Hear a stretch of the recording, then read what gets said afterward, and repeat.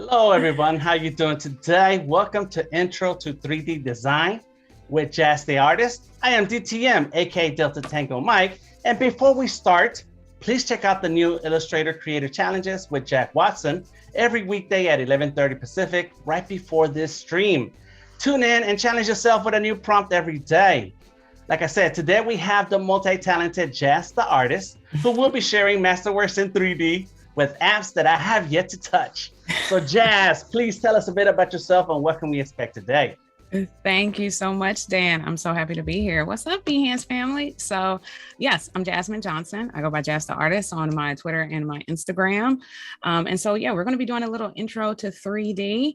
I can show you a little bit of my work. I do have a lot of my work posted on my Behance, but I also have a lot of it on my website as well. I do like 3D design, creating just different scenes and using a lot of different 3D models. And a lot of the art that I create, I also like creating in VR. So I do a lot of that as well. I also do some illustrations. I had started like a poster project a while back. This was before I started venturing into 3D, and that was super fun.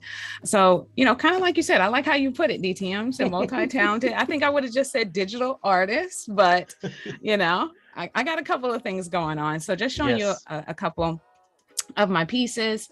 I've been really heavy in NFTs, and that's been a very exciting journey. So here you can see some of my 3D designs. Normally, a lot of my stuff is kind of super colorful, but I have been trying to venture into different color palettes and, you know, try some different things. Then you can see some of my illustrative work, some of my poster designs that I were doing. I was trying to do a poster a day. There was a couple of people that I followed, Timmy Coker, Clarence Maluda, and they were all doing, you know, poster a day projects. And so I kind of started getting into that, and that was super fun. So you can kind of see they follow the same theme as my 3D art, just loud, colorful, crazy. You know, sometimes I don't know what I'm doing. I just figure it out as I go along. That's what it is. That's always fun to have, is experiment, see what happens, and be happy with the happy accidents. Result. Happy accidents. That's I said multi-talented.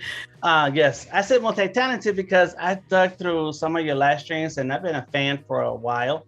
And it's like you work on this, and you pick up this other app, and you try to do that. And I see you in the NFT space, and like, whoa, like you taking it hard, going all in on some of these apps, and so I said, yeah, multi-talented is just the one word that says so much about what you do. You're awesome. Thank you. So today we're going to be diving into Stager, and before I was a fan of Dimension, but how I came to learn about Dimension was really through Adobe Max. I had the first time it went virtual, I took off work. I was like, I got to do this 3-day conference. And that's when I learned about Dimension, and I saw wonderful, beautiful artist, powerhouse of a woman, Anna Natter. And she did a lot of creative designs, 3D art using just Dimension. And that's when I realized, like, oh, this is attainable for me. Like, it's accessible. I can do this. I've always looked at, you know, people's art that they've created 3D, and I'm like, I can never figure that out. And Dimension made it so easy. It was like that gateway into it. And then, of course, then we got Stager, which was like the, you know, Dimension 2.0, which just added so many great features. And that's really what kind of propelled me in this direction. So that's what we're going to be using today. And the great thing about what we're going to be doing is anybody can follow along, because what we're using today is free 3D models that are available on Adobe Stock. You know, we love free. I love free. You can download Stager for free for 30 days. Okay. And then we're also going to be using a lot of the built-in models. If you use them creatively, you know, you can have some crazy things kind of going on in the scenes that you create and just come up with some really awesome stuff. So that's what we're going to do for today. So the first thing we're going to do is we're going to go to Adobe Stock. I wasn't aware in the beginning that there was so many free models that you can download. As you're searching, you'll see, I mean, they have a huge library. There's so many that's out there, but they have a ton, at least like over 1,100 that are free just for anybody to download. And so if you go to Adobe Stock, you can change this filter. Now, this is the way that I get to the free stuff. There's probably a better way. You see free here, but that's not what I click on. I click on 3D and then I type free in here. This is just what has worked for me. And then over here on this filter, let me see if I can get this filter to show up. It should show us, let's see here. I'm going to refresh. And matter of fact, we're just going to go back to the beginning. Let's try this again. I'm going to type in free. And normally it's this filter would come up and it will allow me to filter on some things. Can I clear it? All right. It's not letting me clear. All right. We're just going to go the other way. All right. I'm going to click on all. And then if I go to 3D, let me get this out of here and redo it again. Yep. All right. So we got some models coming up and they will tell you, you can easily identify the ones that are free because they will actually say free. But tons and tons of models out here. And we're going to actually use, I think, 3 of the free models that they have out here that you'll be able to find. So we're going to be looking, if you notice in a lot of my artwork, I use a lot of kind of humans, I would say. You're not really going to see too many like animals or things like that. I have some objects and whatnot, but I always kind of have like a main subject, and it's normally some type of human model. And so they have this male model and this female model that we're going to use. And let's see, you can probably just type it in here. It's a male standing. Matter of fact, we'll do the female. Let's type in female, and for that I will kind of put it on 3D. And then we'll go ahead and search. So here we go. And again, you can easily tell which ones are free. If you see right here, it says free. And we have this model, this full length one. And she's actually going to be broken up into 2 different OBJs. So you have not only the base of the model here, but then you also have what she's kind of standing on. And it's as simple as just go ahead and licensing it and then downloading it. And it's automatically going to sync with my library in Stager. So I don't have to save it to my desktop and have to pull it over. If you use libraries, it's going to be right there when you need it. So you can literally go through, find all of the free 3D models that they have and literally just license them, add them right there to your library, and they're there. So we'll be using this female model. We're going to be pulling that into our scene in Stager. They also have a male one. So if you just type in male, we're going to be using this one as well. So kind of same premise here. Again, just hit license and then it'll go ahead and download it.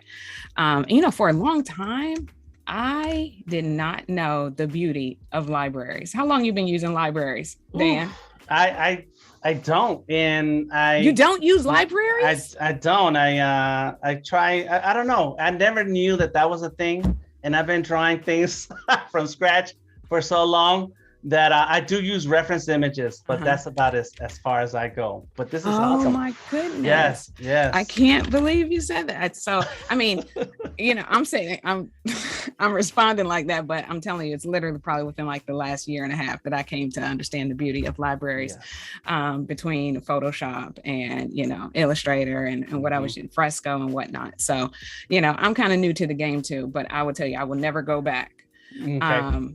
It's amazing. So the third model that we're going to be using that's free is this origami clouds. And we're going to be pulling that into our scene. So those are the 3 that you're going to need. So you can easily go up there, search, you know, put the little tag on 3D, type in those, and then you'll go ahead. Oh, and then there's one more.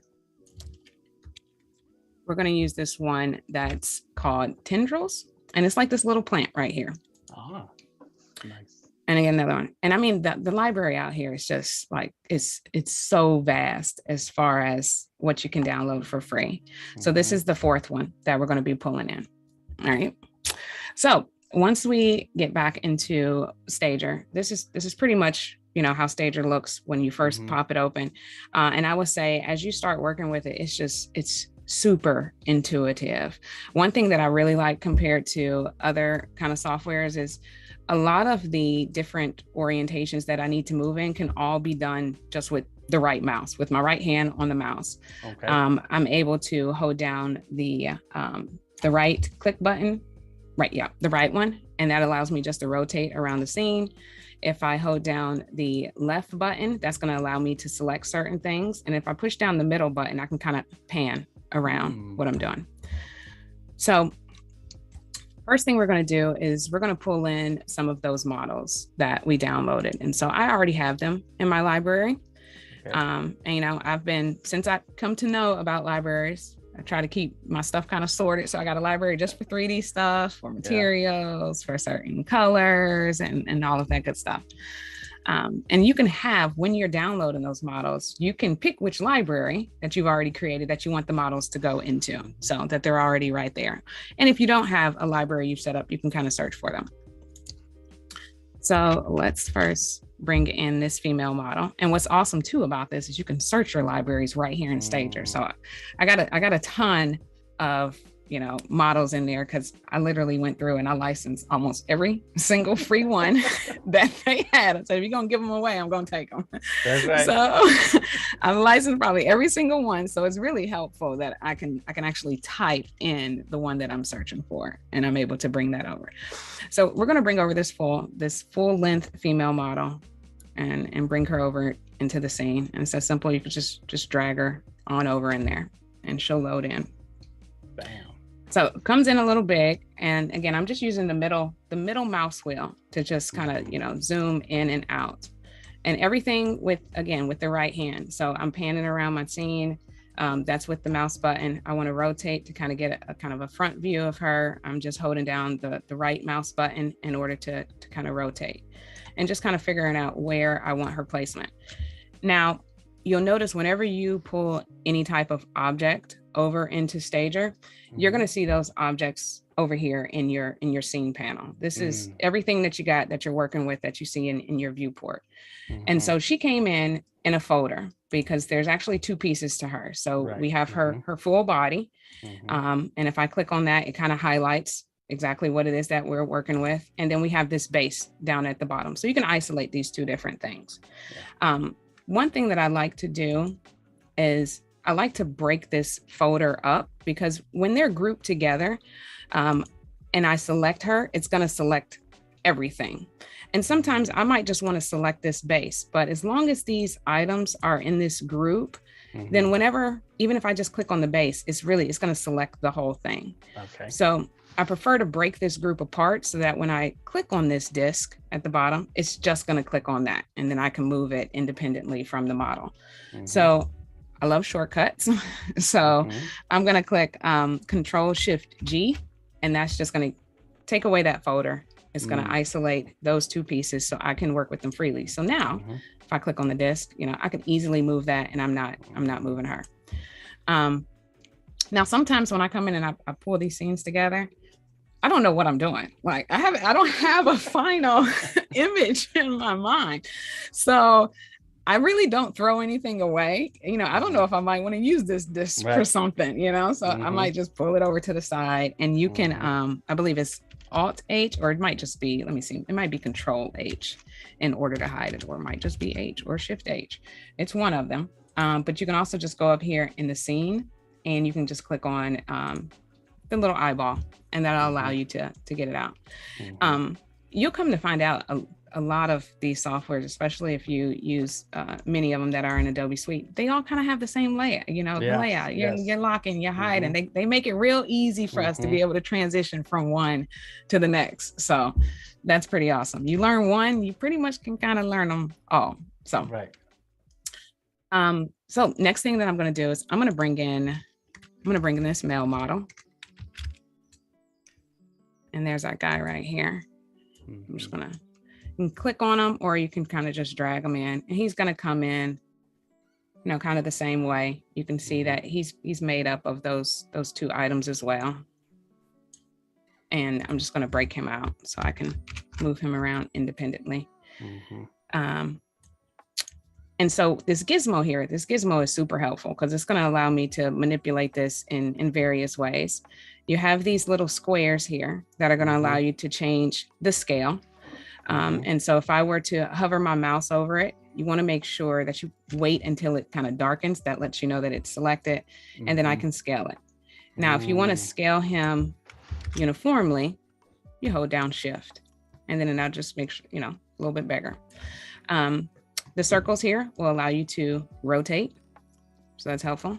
If I were to hold down the Shift and then rotate, it's going to rotate him in 15-degree increments. So I get a little bit more control over how he's moving. And then the arrows are simply just, you know, moving, whether I want to move him up and down, left and right, forward and back.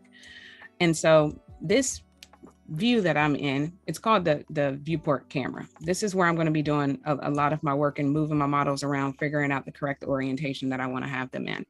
And then once I get them positioned in a way that, you know, I kind of want them to be reflected in the artwork, you're going to kind of like take a picture of them. You're going to insert a camera, and that's the frame that you're going to be working with. But you can move freely out here in the viewport in order to kind of get everything together and kind of how you want it. We do have one question. I want to interrupt for a second. Sorry. It's okay. It's okay. You on a roll. I was on a roll. Sorry. So the question is, do you also make your own models with the Substance apps? I think you just said doing the scene here, right? Yes. So this is just the scene. Now, in order to make your models, that would be Substance Designer. And boy, let me tell you, there's a learning curve with that one. Now, I did just say if you learn one Adobe app, you kind of learn them all. Right. That one's going to take some work. So you can, and I have not progressed to that point as of yet. Okay. But I will say, because I was able to even get this far into it, I have started having interest, and I've started teaching myself these other tools that actually allow you to model. And, you know, that comes with a whole different skill set and knowledge base of learning topology and geometry and all of those things. But once you start creating like this, you start getting the ideas of like, oh, you know, I might want to take, you know, this person and twist them this way and things like that. So it motivates you to get on that path of kind of starting to learn, because you've already kind of tasted it and you're like, I really like creating like this. And so, I would, now I will say this, as far as modeling, I do have the privilege currently of being in the closed beta for Adobe Modeler. Okay. And that is great. And that's all I can say because I'm under NDA. So, I don't even know if I was supposed to say that. But. Well, that is super cool. And, but it gives us an idea of where we are here with this app, is that, and something you said a second earlier was that you don't throw anything away. You just start adding things to your scene and then go with the flow and see what happens. And I think this app is exactly like that. It's just start to play in 3D space, 3D design, and see what happens. And if you're really that interested in creating your own, then there's other apps for that Adobe has made available. So this is just like the entrance. This is the hallway. Just come on in and see what happens. Walk down the hallway and figure out where you want to go from there. Yep. Yes. Absolutely. Yes, absolutely. Yes. And you know, I do somewhat have an interest, and like I said, I've been learning. Now, do I care to learn how to model the whole human anatomy? Absolutely not. I don't. Okay. Right. You know, I want an idea to come to my mind and I want to quickly be able to put it into fruition. And that's one of the things that I've really liked with Adobe apps, that if I have this idea of that, you know, I want this man and this woman and I want them laying in the grass and this is the scene I want to build, I know that I can make that very quickly, and I don't have to rely on, you know, me having to learn how to model. So I can very quickly put together an idea. Because I got a lot of hobbies.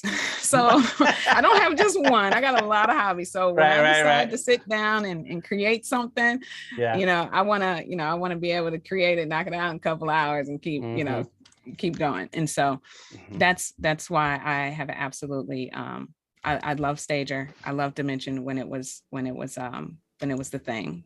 And yeah. Cool. All right. So Cool. here we are. We got our two folks here. So we also, I'm going to go ahead and we're going to figure out how we might want this placement. Now, one thing that I am going to add is I'm going to add a plane.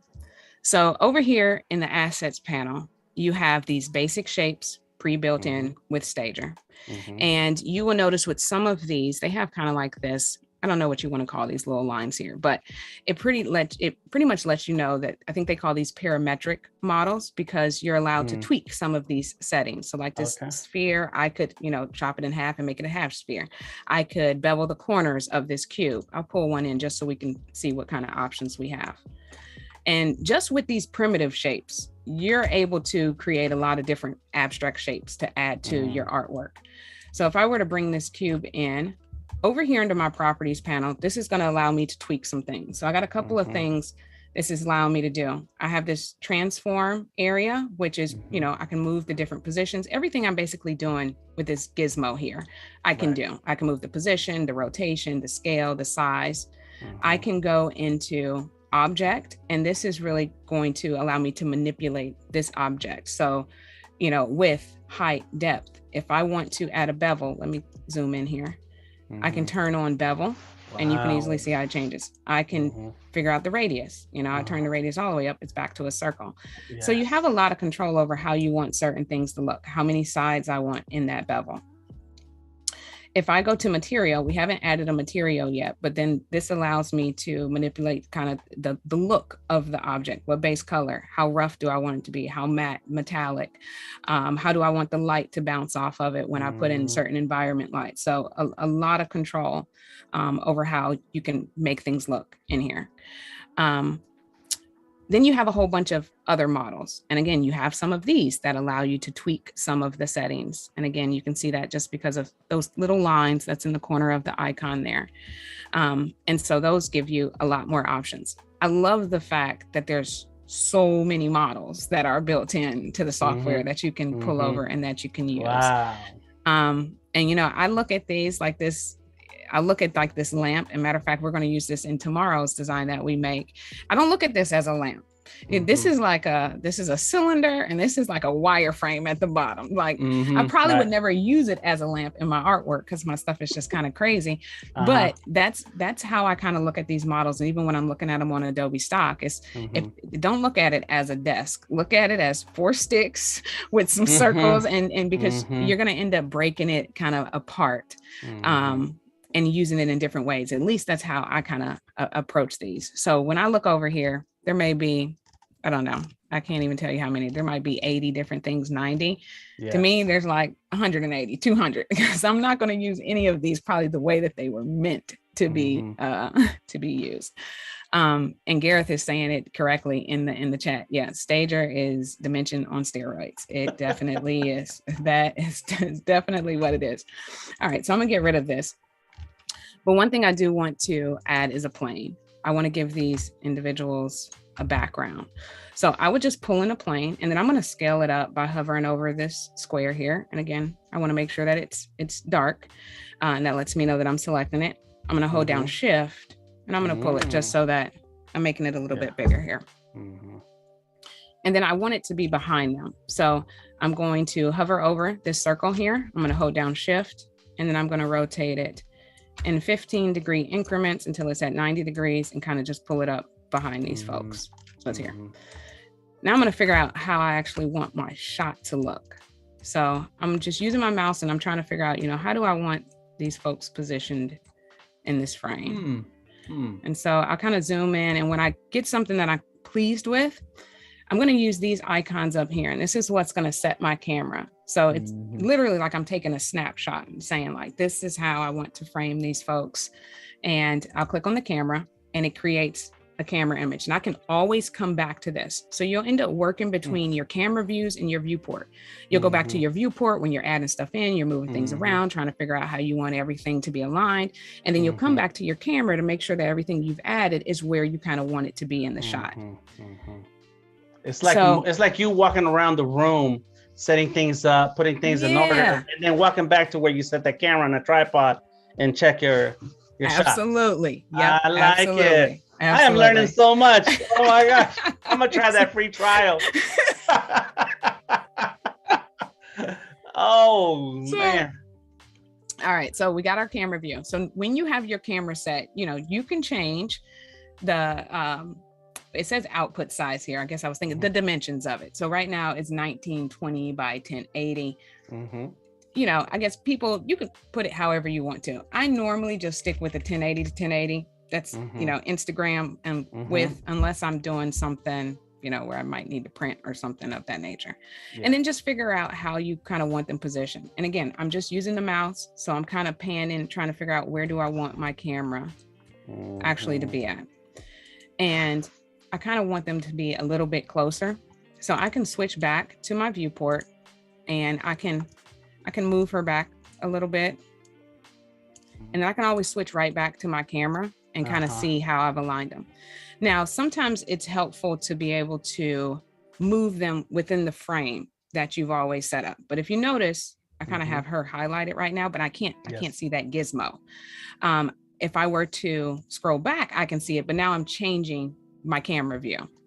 And so what's helpful, and that will work sometimes, is I can change the pivot point for the gizmo so that it's actually kind of in the scene. If I select her, which she's already selected, and I go over to transform, you can see the pivot is at the bottom. If I change it to the center, let's see, the center didn't give it to me, but if I change it to the top, now I have the gizmo. So now I can move her without having to necessarily move my camera view. And so we're just gonna move her. I kind of want, you know, him behind her, and I'm gonna change his pivot point to the top too. So I can, let me see if I can change him to the center. Kind of. It's a little bit hidden. I may just have to move back just a little bit. I'm going to bring him down just a little. All right. And maybe her out just a little bit more. Yeah, she kind of got her hand back like, whoa, hold up. You know, pipe down. No. Yeah, so. All right. And let's get him. He looked a little crooked to me. All right. And I tell you, I can sit here and I can manipulate these folks all day. Okay. All right. You know exactly what you're looking for. So you're doing all those little minute changes. You know, yeah, you know when you move something or you pick the right color, and you're just waiting for that feeling where you're like, it feels right. And you just keep playing until you're like, all right, that's it. One pixel at a time. There you go. One pixel at a time. All right. So we're back to the viewport. And what else did we downloaded? The Origami Cloud. All right, so let me go ahead and find that. We're going to throw that in here. And I wanted to add this just so we could put this on our lady. We don't want her to be all indecent out here. We don't try to keep her clothed. So we're going to use this just to give her a little coverage. So all I did was kind of just scale it down. And I want to get the placement of it right. I want to get it closer to her, and I want to kind of get it placed on her body. Now, one thing that will help me do that, if you notice, you have this little, I don't think we've kind of talked about this. Matter of fact, we didn't talk about that, or these little squares. These little squares allow you to kind of align it a little bit more precise, moving back and forth, left and right. This one, if I were to grab this and go close to any object in the scene, it's going to kind of attach it to it. So it makes it a lot easier for you to at least get an object closer to another object, and then you can tweak it from there. Instead of me using this gizmo and going up, you know, right, and all of this, I can just grab it, go close to her body, and you see how it kind of, it's going, it's attaching to her. And so that's kind of what I want. I want to at least get it close, and then we'll scale it down. It's like a snap. It's like a snap to grid, snap to object. Yeah, exactly. Yep. Snap the object, snap the grid. And I'm just placing it again, just trying to get us lay a little coverage. And so I'll kind of get this to where I think it might work, but you always got to go back to your camera view, because it may look like it's okay in the viewport until you switch back to that camera and you're like, no, it's too big. It needs to be moved a little bit more. Let's see, we're going to scale it. Just scale it down a little bit, and it's not as close. We're just going to put it, we'll put it right here. We just want to make sure she ain't out there crazy in the streets. That camera view helps out a lot when working in 3D, because it's not, it's like a layers, but it's in 3 different dimensions of layers. And to me, that's been my problem working in 3D. And I have a VR set, I have a bunch of apps, and I'm sitting there like, well, how do I, measure and pay attention? And I think that's the part that I was missing, is that you need that one camera view where it's going to be your main shot, and you can eyeball everything from that shot, and then you can start making adjustments to get that shot you want. Yeah, so this is awesome. It's super helpful. It's super helpful. And I don't have too much experience with other modeling softwares. I've really only kind of practiced with one in particular outside, which is Blender, but it's a lot more complicated to add cameras and to set them up, but it has the same premise to where you can set up the camera on the side, and that way you always kind of have that view. But they make it very easy in Stager just to kind of get everything lined up and switching back to that camera view. And you can set multiple camera views. So let's say if I knew for a fact, I want this front shot of them, or kind of side shot, however you want to look at it. But maybe also too, I wanted another shot maybe from this side, I would have to put a background back there, but let's say I also wanted something from this side. Well, I can just click on the camera again, and now I have another one. And I'll be able to render all of these camera shots out. So, it'll give me front, side, left, whichever ones that I want. And I can quickly just switch my camera. There's the front one. There's the side one. So that's good. Very, very easy to do. And your cameras, whenever you add them, they fall right over here in the scene underneath all of your objects. So you can easily find them. You can rename them. Some folks in the chat probably know I do not name my layers. I'm irresponsible. I own it. I was going to say that looks like the layers window, but yes, right. I told myself in this stream I was going to try to be responsible, but I don't think it's going to work. Do you name your layers? All the time. All the time. Even when you were doing the skulls, because some of them files, them layers was crazy. Yes, especially with that, because I want to go in and make adjustments and changes, and I don't want to spend a lot of time trying to figure out where is this thing, clicking on it, and having to turn things off and on just to find this thing I'm looking for. So if I have everything named, then it's real easy. But I'm a layers naming person. Okay. All right. I gotta grow up. I'm not there. It hasn't backfired on me yet. I'm sure one day when it backfires, then y'all gonna see me start naming them layers and be like, oh, something must have happened, because she's naming stuff. When you work with others, you need that kind of a mapping that layers gives you. Yes. I can see that being helpful, especially if you're doing client work and you got to send them, the source files afterwards. You don't want them seeing like man 22, man 22222, because that's how my stuff will be layered.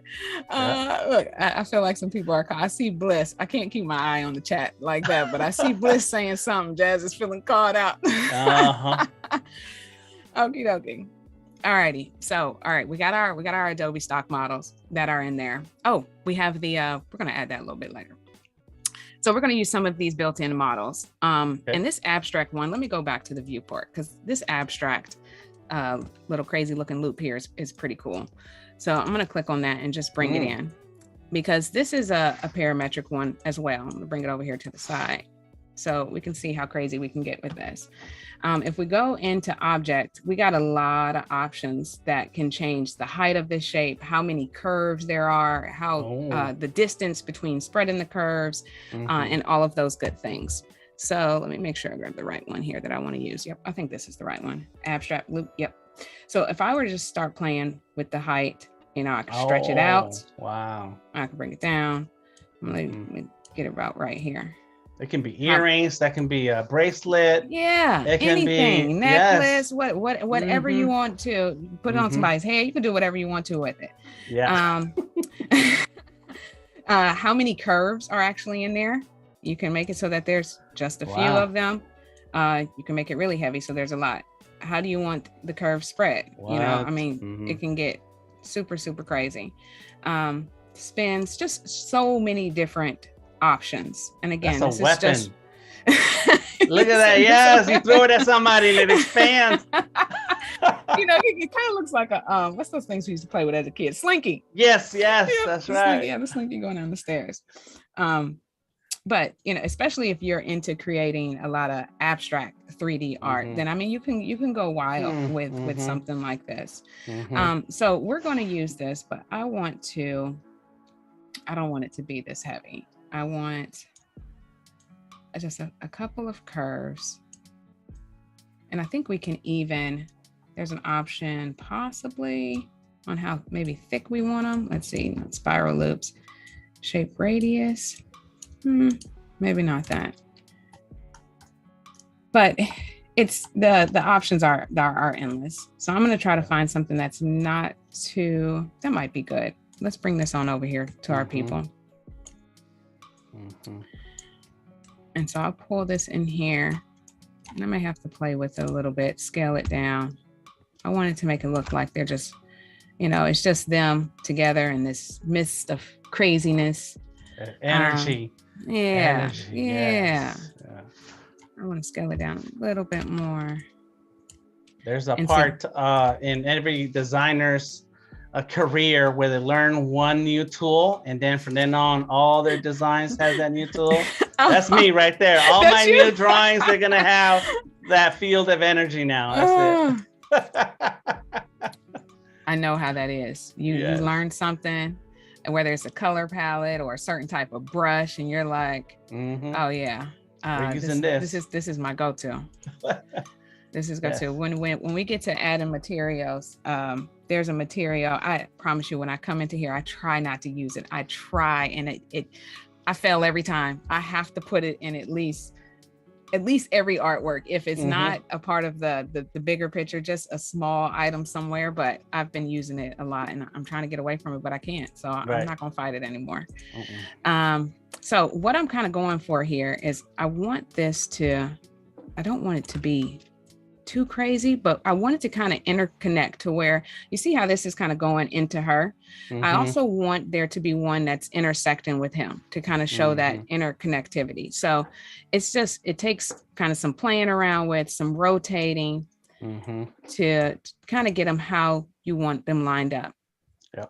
And I'm not too upset with that one, but I would kind of go over here and I would keep playing, not so much with the height, but maybe with the curves a little bit more, just to see if I can get them to intersect with the models the way that I'm kind of envisioning. I don't want too many kind of going in there. Oh, you know what? And this is pretty awesome too. So let me take the amount back down. That's not enough. I want a little bit more than that. So let's bring that back up to 3. But if I go to random seed, and I move this, it's just going to kind of randomize it for me. So I can just sit here, and if I see one that kind of works, then I can just kind of stop it where I want it. Let's see what else we got. I'm going to take a moment to let everybody know that if you're just joining us right now, Jaz Da Artist, multi-talented Jaz Da Artist, is creating a scene in Stager. Go ahead and download a free trial of Stager and check out the free 3D models in Adobe Stock. Go ahead and set up your materials and try it out for free. And if you get a chance to follow along, please do so, because I know I'm learning a lot right now. And I think I am going to go ahead and try the trial tonight. Man, try it out. Try it out. You know what? This is not bad. I think we may work with this. I got it intersect in here, which is cool. I like it going through here. And the plan is to use some cylinders to kind of make it look like nodes. So I want to put some cylinders wherever we got these openings, just to kind of give it, I don't know, you call it a robotic feel or something like that. Matrix. Yeah, something like that. They're plugged in. Now, one thing I do, the camera is situated kind of the way that I want to, but if I were to use the mouse wheel to scroll in, it's really getting too close. And so it's going in certain increments. I'm not even sure the increments in which it's zooming and in and out. But to get a little bit more control over the zoom, there's actually 2 ways I can do it. I can go under my scene and I can just select the camera here. And I have this focal length, which allows you to make small adjustments to the zoom. Yes. I can also go over here on the left-hand side, my tool side, and I think I could change it to the dolly. Let me see, where's the dolly tool? I think it's this thing right here. And clicking on that gives me more control just using the mouse. so I can figure out exactly where I want it. Because sometimes using the mouse wheel, it zooms in a little too much, or it might zoom me out a little bit too far. Nice. Alrighty. We got a question in the chat. Yep. That's a question I had too a second ago. Is it possible to do 3D animation in Stager? It is not. Okay. It is not. But that was a question that came up. I was watching one of the live streams with the 3D Substance group, and I don't know if it was during Max or if it was one of the latest live streams, but that came up, and they did say that is something that they are looking to. That would be a great day when animation comes into Stager. Great day. I'm waiting for it. So it's good to know that it's something that they're looking into, and it seems like it's on their roadmap to explore. So that would be amazing. I'm waiting for it. Alrighty. So let's pull in. We're gonna go back to the viewport. I want to pull in one of these cylinders. And this is what we're kind of going to use as our little node here. I'm just going to zoom in, and I'm just going to, I'm literally just scaling it down. And I'm going to want it on these models. So I'm going to use this part of the gizmo. I don't know what this is called, but when you click on it, and like I said, you take it over here to the models, it's going to go up your body. Look at that. What? And that's going to allow you to, I know I need to get it on him somewhere. So it's going to allow me to get over there a lot quicker. Gareth is saying that he makes scenes in Stager and then pushes them over to Arial to add animation. Ooh. So there you go. And Bliss is saying, that's right, I would totally need to upgrade my equipment if they do that. Yes. Yeah. So combination of apps. I heard about that. Yeah. I like that. All right, let me get back to my camera.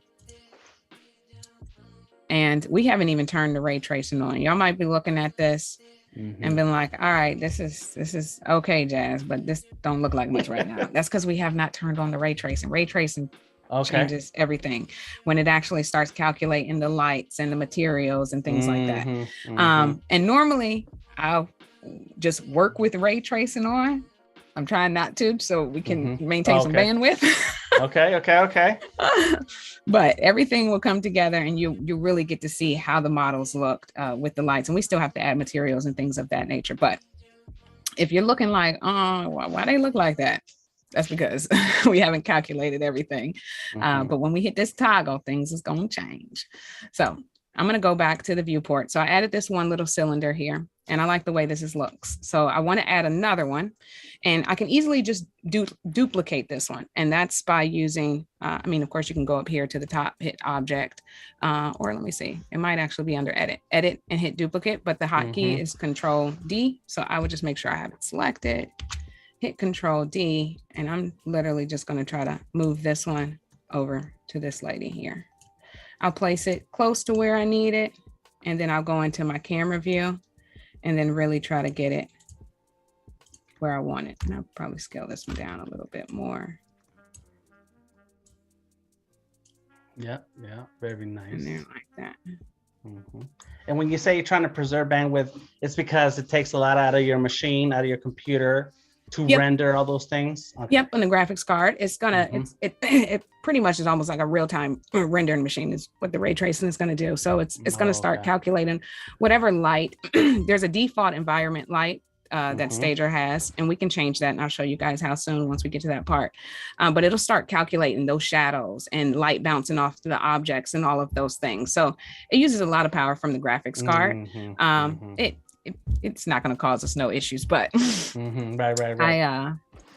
It's kind of like rendering video. You render the video at the end when you've done all your edits and cleanup. I get it. So let's see. We're going to go ahead and add one over here. So I'm going to select it, hit Control D again. I have that other one. I'm just going to use that. And then I'm just going to kind of rotate it and figure out how I want it. Bam. There we go. Not bad at all. All righty. So next, let's go ahead and I think we're going to do some lights. So we're going to go ahead and turn on ray tracing. Matter of fact, actually, I want to add some other things. We're going to do ray tracing. We're going to add some stuff, and then we'll add some more things. Yes. Take your time. No worries. Let's see. I think Cody Bear was asking, what is your hardware or laptop setup to run this program? If you don't mind, what is your GPU, RAM? So my GPU right now, I have a NVIDIA 3070 GeForce RTX graphics card. I will say though, I was running this before on a MacBook Pro, and it was only a 2018. And, you know, it took a little time to render, but it worked. So, you know, you don't have to have something like this. I've heard that it also runs fantastic if you have a 3090, which, you know, I'm dreaming about that. But you don't have to have this crazy of you know, a graphics card. My RAM, I have a lot of RAM in there, but I don't think is necessarily needed for that. I think I got 32 gigs of RAM. But again, I know for a fact my MacBook Pro did not have that. So it had 16. So it definitely can work. You will have some, it will take you some time to render it. It definitely did for me, but you will get a finished product. So, alrighty. So we're going to go ahead and turn on ray tracing. And now we haven't really added any materials, but you can kind of see the difference that it went through. I don't really like this right here. We're gonna have to figure that out. And I'll turn it back off so you can kind of see. So you're really not getting too many shadows, anything like that. But when we turn the ray tracing on, this is really capturing how that finished product is kind of actually going to look. So we have some environment lights. And Stager has a lot of built-in environment lights that you can use. Over here in your assets panel, this is what you're going to be working with in order to pull in any of those objects. This is where you're going to find your materials. So you have these little these icons here, and this is the models one. You can click on materials and that'll show you materials, or you can just even scroll. You just keep scrolling long enough, you'll eventually let me see if I actually go to all of them. They should. I may have to go back in my libraries. Okay. Well, you can click on the material icon. It'll show you all of the materials that are there. You have different environment lights and also ways to kind of set up your cameras. You also have individual lights that you can add, area lights, spotlights, directional point lights, in order to illuminate your scene. So if we were just to kind of show you how these works, you can even import your own environment lights, and Adobe Stock has a lot of those that are also free out there as well. But if we were just to click on some of these, so you see how they work. This Studio 2, you can see how it kind of changes the feel. Nice. So it has a lot more light. This one is pretty cool. This Studio's 80s horror. This is one when I first started using Dimension I would use a lot. I thought it was just kind of cool. But you know, all different types of feels. You got some that has a lot of kind of like the yellow yellow kind of tint to it. We need some disco, 70s disco ball light. Yeah. So tons of them over clouds. They just kind of give you a different look and feel. And what's nice is you can rotate the camera. So over here under, let me make sure I got environment selected. So underneath the scene, if I have environment selected, I have a lot of control over the intensity of the lights as well as the rotation. So I can see the environment light that I have selected, which was just the one that I've made the selection over here. I can make it a lot more intense. I can also turn it kind of all the way down. I can also change the rotation. So, you know, you might want to know where you actually want your shadows to bounce off of and whatnot. And you can also do that. I think it's Shift. If I were to hold down Shift, and hold down the right key, I could just move the mouse. Wow. And I can, you know, quickly see where I might want things. So those are how our environment lights work. I really like using these physical lights. And so that's what we're going to end up using for this one. We're actually going to turn off the environment light so it's completely dark, and we're going to use the physical lights in order to kind of illuminate our scene and kind of add like a gradient type situation here. Okay. I do want to go ahead. I'm going to put some cylinders here because I don't like how that's looking. So I'm going to select one of these and hit Control D in order to duplicate it. And then grabbing that little part of the gizmo, kind of get it situated. And again, just going back to the viewport, because I don't want to mess up my camera view by zooming in here. because I don't want to set it again. I just go straight to the viewport, and then that way I can zoom in, and I'll come off of ray tracing just for a little bit. And I just kind of want to figure out how I might want to get that laid in there. And then I will do the same thing with this one.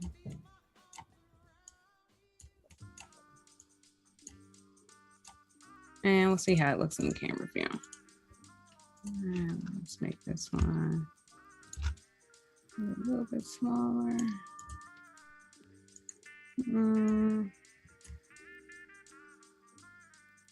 Details. And I know we're live streaming, so you know you're moving fast.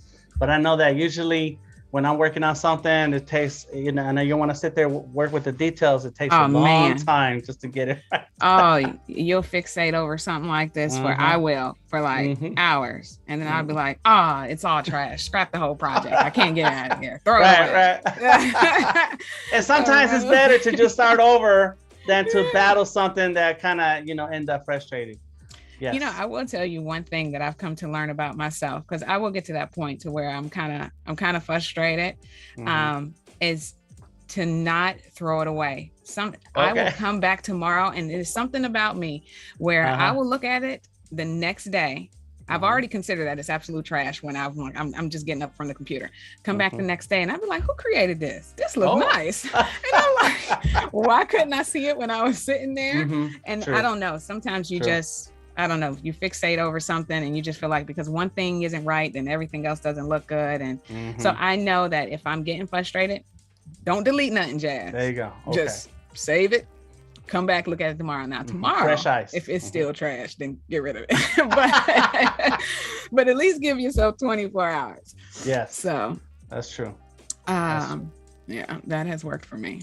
Okay. All right. I want to remind everybody that Adobe Live is hosting live streamers on Behance, so stay tuned to the rest of the program. All right, so we're just going to put that right there. We're going to live with that for right now. I'm going to be okay with it. So we're going to go back to the viewport. I'm going to zoom out because I'm going to add some cameras. And I'm sorry, not cameras. I'm going to add lights. So I really like using this. All of the lights are really good, but I like using this area light. It gives a nice amount of light. You're able to control the radius of it, which you can do with all of these. But I feel like the default, it just gives a very good illumination without having to adjust it too much. And so just clicking on the area light is going to bring us a light into the scene. And if you look at the gizmo, let me bring it over here. You'll see there's a little part of it that's sticking out. Let me see if I can rotate it. You see that little part right here? That's letting you know which direction the light is shining. Okay. So that way, you know, when you move it over here to your scene or wherever you want it positioned, you know which way the light is pointing. Okay. And so I kind of want this, let me get over here to make sure it's lined up with these folks. I kind of want it on the back, maybe not that long up here. And then you can decide, you know, if you want to rotate it, you want the light going up, you want the light going down. I don't know, let's just see what it looks like from right here for right now. Now with the lights, I have the same options under properties as you have with other things. You're able to tweak some things. So I can give this light a color. It could, you know, be whatever color I want to. I can up the exposure, bring it down, the intensity. I could also change, you know, the width of the actual kind of like radius of the light and whatnot. So for this one, I'm going to give this light, I want this nice kind of sultry kind of scene with these folks. So we're going to give it nice little kind of purple light. And I won't really know how bright I want it. I don't know if I really want it that type of purple. Let me see, maybe like here, maybe like that type of purple. And so to really see the effects of the light, this is where we're going to have to turn our ray tracing on, because while it is emitting some light, we don't see anything like this. Nothing is being calculated as far as the lights and whatnot. So that's where we have to turn on our ray tracing. So when I turn on the ray tracing here, oh, is that light right here? All right. We're going to put that here. We're going to turn up the intensity of it. And now it's being canceled out a little bit because we have this bright environment light. You can probably see a little bit, but we have that environment light on. So when we turn that off, we can really see the effects that our area light is gonna have. So under scene, I'm gonna go to environment. And I could just go click on environment light and hit delete, but I'm just gonna turn off global lighting. Yep, that's gonna turn off everything. And so if I switch back to my camera view, I can see the effects that area light is having. And then if I go into my scene, this is where I can decide, let me make sure I bump it all the way up. Maybe I want to bump some exposure. Maybe I want to pull the light in even closer. So it can be a little bit more intense. And you can make it bigger too. Yep, I can definitely make it bigger, more area, so that it covers more area. I can hold on to this the scale, same way as if I were to scale like an object. You can scale your camera up. It's camera. Why I keep saying camera? Scale your light up. Very cool. So I can move that over there. I can bump up the exposure a little bit and put these people back in the frame. Now I want to add another camera. A camera. Why do I keep saying camera? Y'all know it. If I say camera, y'all know I mean like. So I'm just going to duplicate this one. So Control D. All right. And this one, I'm going to move down here. I want it underneath them. I'm going to scale this one up. And I want to make sure it's not behind that plane. All right, there we go. Move this one up, and this one I'm going to give like a kind of a red and play with these lights. Yes, Cody says, ooh, lighting looks awesome. Odari says, wow, yes, it's looking really nice. I like that. Let's see. And you know what? I need to save my work. Okay. Somebody in the chat should have reminded me to do that. Y'all failing me. Y'all know we're supposed to save our work. So let's just put, we're just going to put AL for Adobe Live.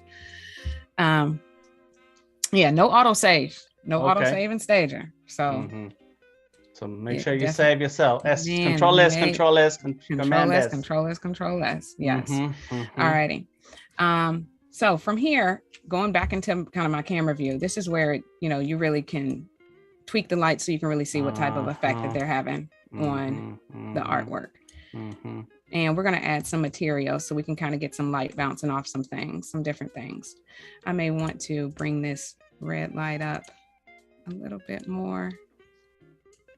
Here, maybe scale it down a little bit and see how that looks. All right, so let's add some materials.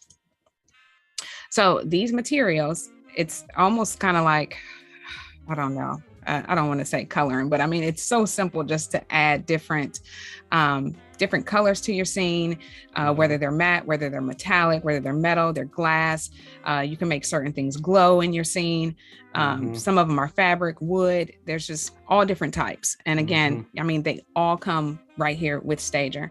And there's even more on Adobe Stock. So they have a lot of free materials that you can even download. And, you license them and they're going to come right over into your libraries. Tomorrow, we're actually going to be making our own materials in Sampler. We're going to start that first, and then we'll be able to use those materials in the scene that we're going to be creating in Stager. But you got a lot of choices here to use. And I have some that are my favorite. I'm going to try not to use them. I'm going to use them. I know. Yeah. So I don't even know why I said that. All right. But we're going to take this metal one, and it's as simple as you can either just click on the object that you want to add it to and then click on the material, or you can drag the material over to where you want to place it. Right. So I'm just going to click on this abstract loop. And then I'm going to click on that metal material, and you should be able to see that it gave it kind of a different kind of look in there. You can see that there's some things that's shining off of it, but you can adjust, you can make adjustments to the materials once you actually put them on there. So if I were to select this abstract loop that I added to, under my properties, I can see that I've added the metal material to it.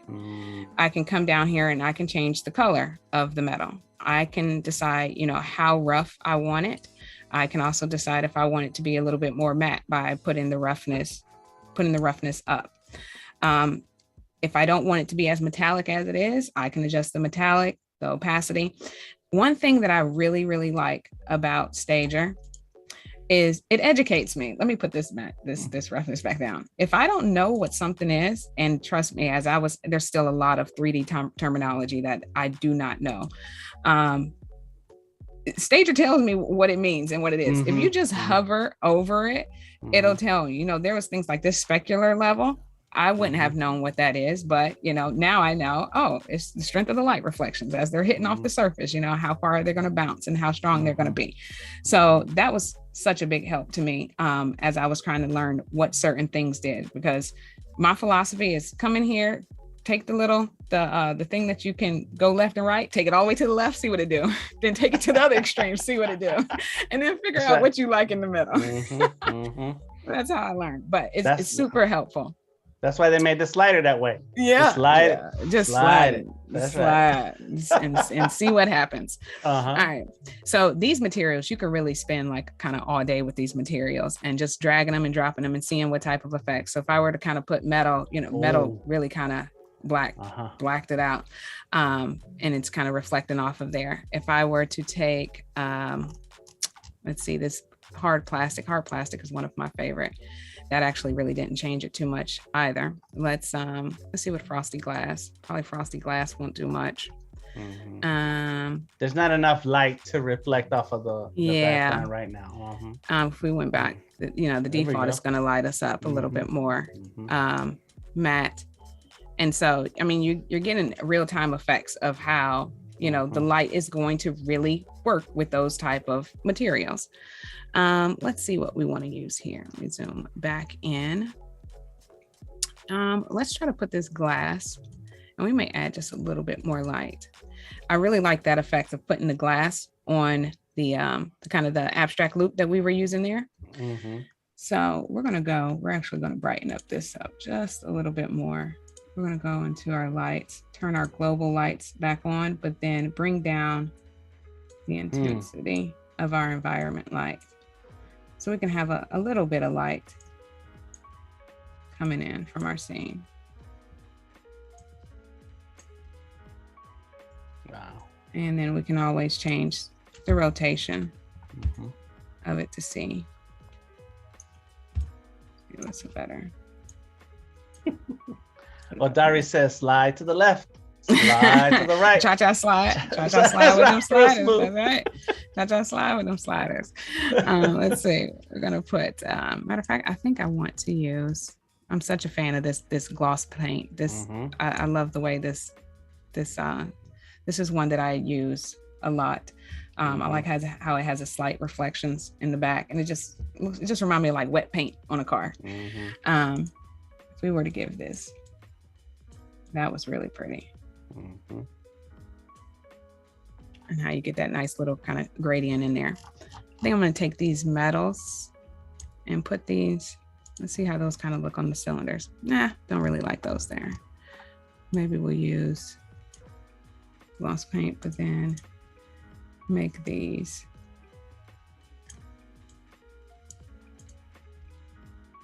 purple and make them a little bit more rough. Now, to easily add a material to something else that you already have on another object, it's as simple as you kind of using the eyedropper tool. All you have to do is select one of the objects that you want to add the material to, hit the I key. That's going to give you that little eyedropper, and then you can simply just select another material, and that'll add it to it. Real quick way in order to get your materials onto other things. So I'm literally just hitting the V key, which is going to take me back to my select cursor.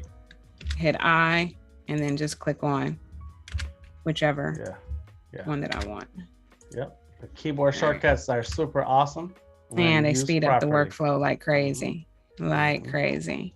All right, let's see here what we want to do. I really want to work with these lights. I want this scene, because one thing that I will do after I render out any scene in Stager is I always take it into Photoshop. And that's where I really get to boost the brightness or the contrast. I Yes, play with the yes, levels.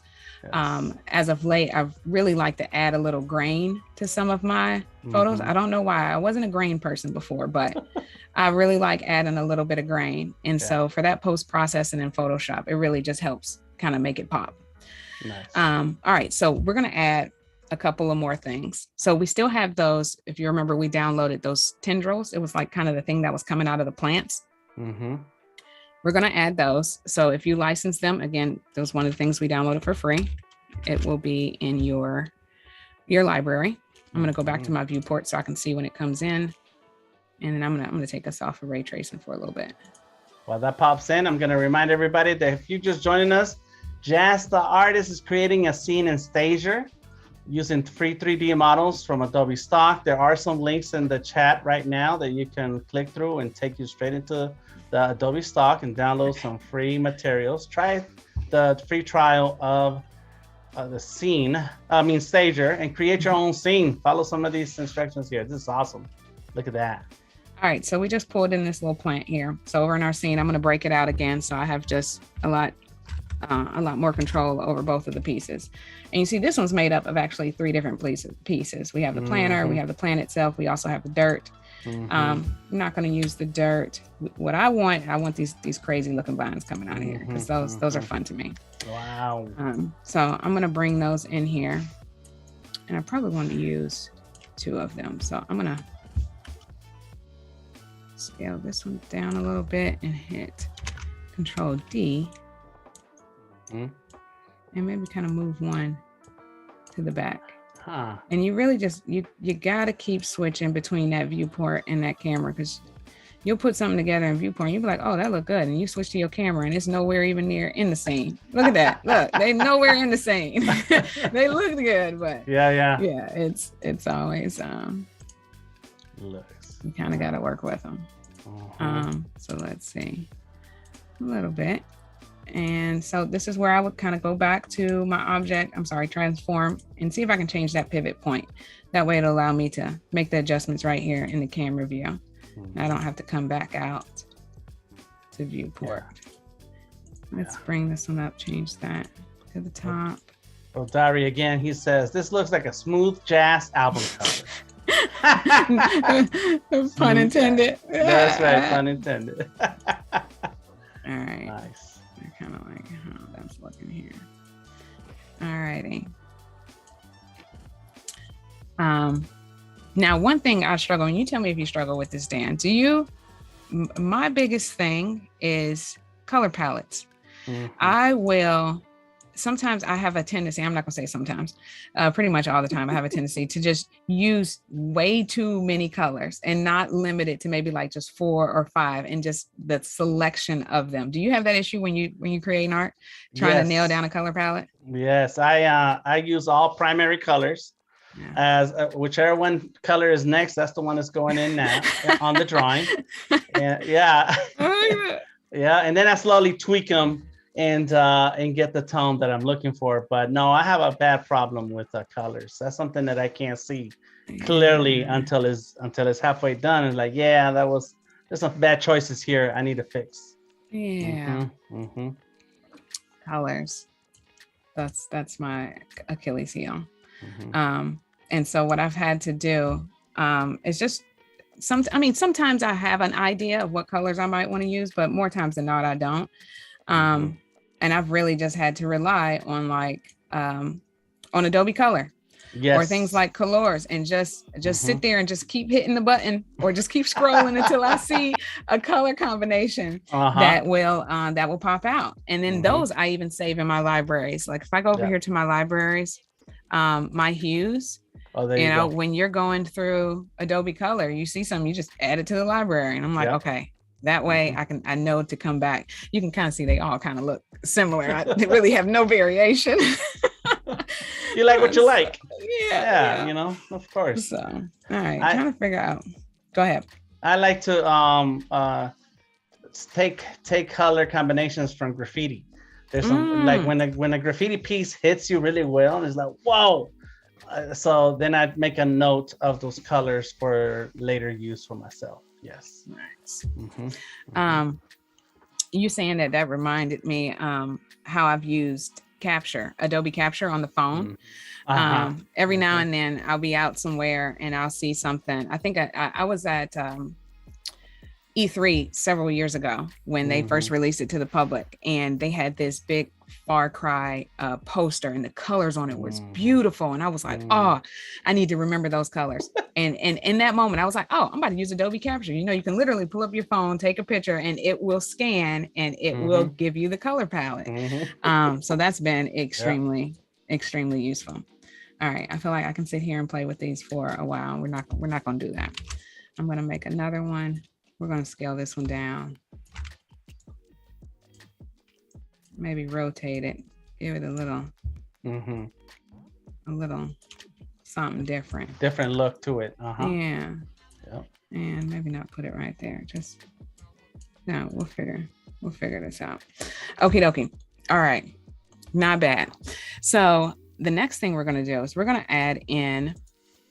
Now I told you everything that we was using was free. We got some models from Adobe Stock. We've been using some of the things that are already pre-built into Stager as far as some of these.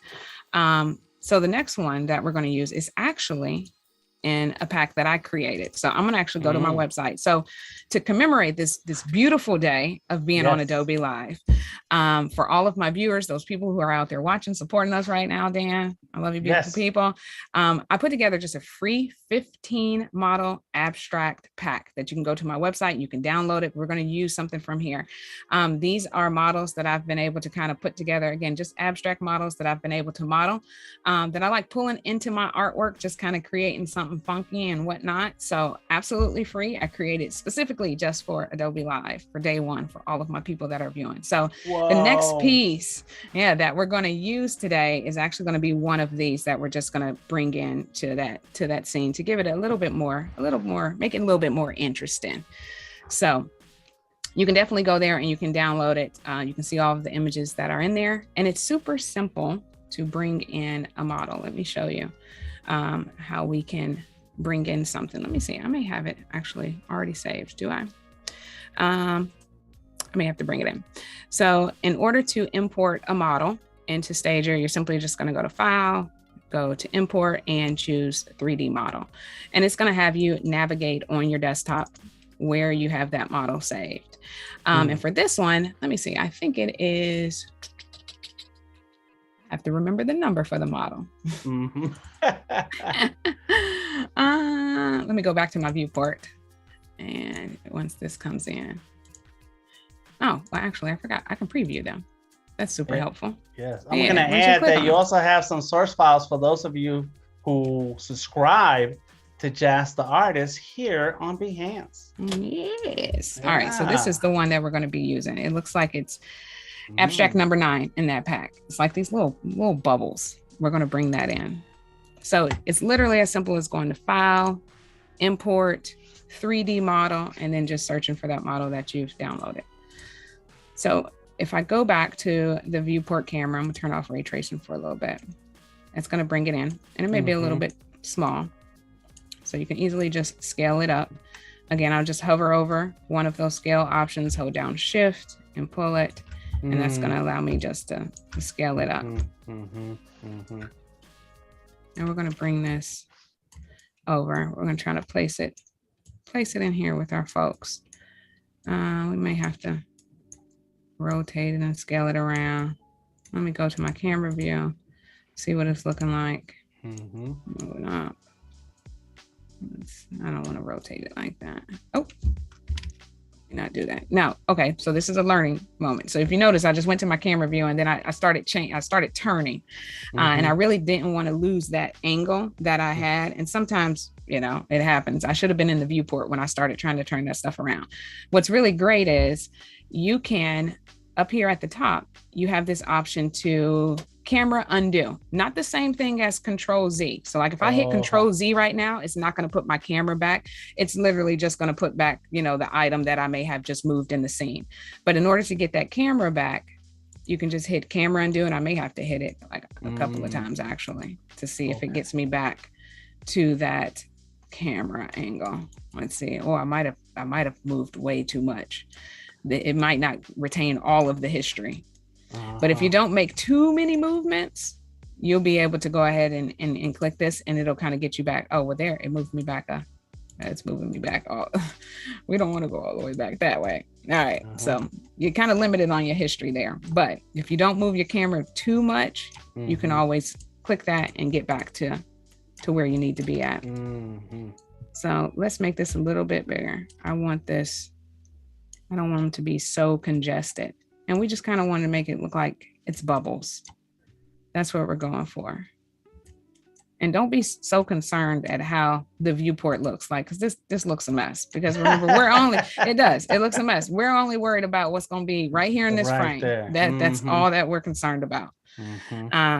So yeah, if his foot was sticking out here and stuff was, nobody gonna see that. Nobody gonna see that. So this is all we want folks to see. All right, so I'm gonna go over here and see if I can get my gizmo to show up here so that I can kind of figure out how I might want this, how I might want these bubbles. I don't really want them obstructing the view of the models. So just kind of playing with the placement to see how I want them to show up.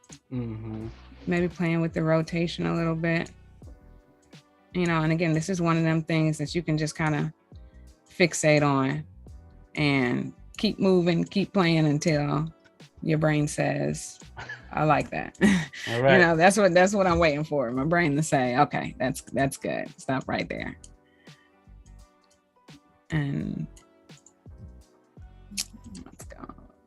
I'll move it up. And I don't want it intersecting with their face. All right. Not too bad. All righty. Let's go back to our materials. Let's turn our ray tracing on just to see what we're getting here. All right. And let's see how glass might look on these. Kind of give them that idea that they're bubbles, that they're kind of floating. Not sure if I care about the bubbles being glass along with this. Let's put that back to metal. I'm not against that. And then think about what type of colors we might want on these little tindos here. I'm going to show you this material. This is the material I was talking about that I use way too much. And I told you I was going to use it today. I first said I wasn't, but then I realized I was lying, and I don't want to lie to the chat. So we're going to use it. It's this paper one right here. This material gets really wild. It's called paper pattern. I love this material. It allows you to tweak so many settings, and there's so many different variations of the pattern that you can play around with. We got to turn on the environment light so y'all can really see what's going to happen when I put this pattern on here. I want to make sure y'all can see that. Let's turn this intensity up. Turn it up. Okay, so this paper pattern right here, I'm going to go ahead and I'll throw it on here. So if you can see, default is like this black background. You kind of have these metallic kind of yellow rectangles that are on there. It looks good. It looks great like that. But I mean, you can take it so many different places. With any of the materials, you can change the offset. Let me see. I can turn the ray tracing off. I think I may want to keep it on. You just kind of get a better effect. But for this, so that you can see what it's actually doing, I'll keep it off for right now. But I can change the offset of the pattern that's on there. I can also repeat the pattern. So I can make it really big, or I can make it really small if I really want to see a lot of that detail. You can change the resolution of it. And normally I like to bump it up to 2048 just so it's a lot sharper. Now with some of these materials, again, the same thing. If you look for that little parametric icon, that's kind of going to let you know that you got some additional settings that you can really tweak and you can kind of make it your own. And so the same thing with this one. It has some default preferences. So if I go to green glossy, you know, it changes the color, but you can see this kind of design. Let me go to viewport. That way I can kind of really zoom in without changing my camera. You can see, and that's just kind of the default, but all of this you can change this, the shapes and all of those things.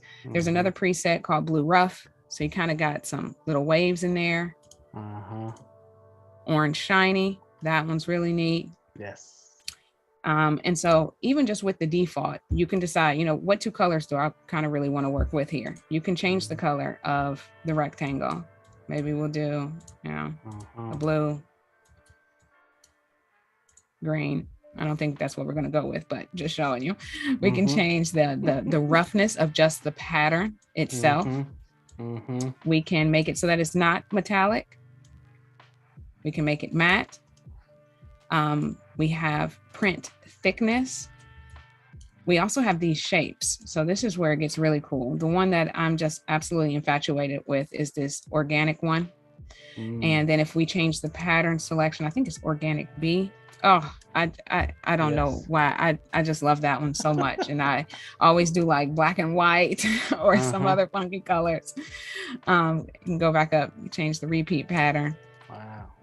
To make it look really awesome. It looks alive. Yeah, it does. It kind of looks like it should be in the ocean, like seaweed or something. Yeah. But there's so many different combinations. So I can change the pattern type to line. And so, you know, it changes to that. Let's see, we got shape. And just in here, changing any of these is really going to give it a different look. If I take it back to line and do zigzag, zigzag smooth, kind of waves them out a little bit more. I can do straight. I can do thick lines. Wow. I can make them, let me see if I go back and change it. I think it's if you change it to shape, you have control over whether you want them to be triangles. Let me make them a little bit bigger. But just so many different options here. When you use the eyedropper to make all the other tentacles the same, you can still then go into each tentacle and then tweak it out. So it's not really exactly the same every one. Exactly. You know, I like that. You don't have to make them identical. And, you know, and the list kind of just keeps going on. I mean, there's a whole nother drop down over here where now I can kind of warp the pattern. I can change the offset in different orientations and directions.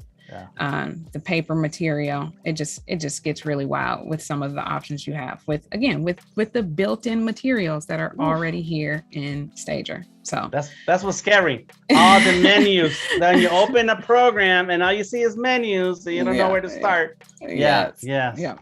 So let's go in here and you know, if it's not broke, we're not gonna fix it. So I'm gonna same old two-step. I'm gonna keep my little organic and my organic B that I love to use. But let's think about some colors here. I'm trying to stay with a limited palette. I'm trying not to go crazy. So unfortunately I have to change this blue and this green. But maybe we're already working with purple and that red. So I'm going to, let me change the color of that and then change this blue one. Well, let's just see what that looks like. We turn on ray tracing. You know, I may want to pop a color in there. I really can't get away from adding something bold and crazy. It's in my soul. Do it. So again, you know how we talked about transferring this material over to this one. I'm just going to select it. I'm going to hit eyedropper tool.